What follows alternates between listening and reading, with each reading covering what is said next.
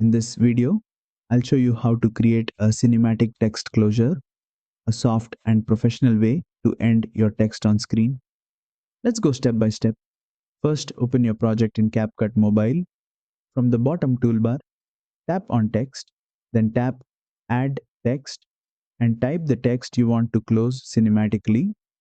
Next, go to the Font tab and choose a font that suits a cinematic style.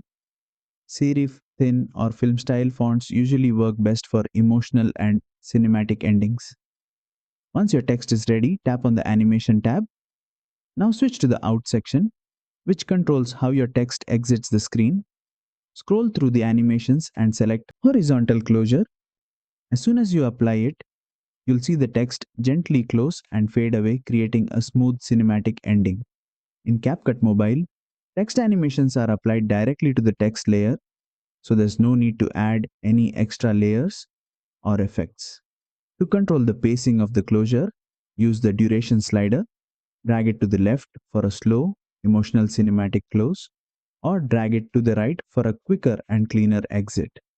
Preview the animation and fine-tune the timing so it blends perfectly with your music or visuals. And that's it. You've successfully created a cinematic text closure animation in CapCut Mobile.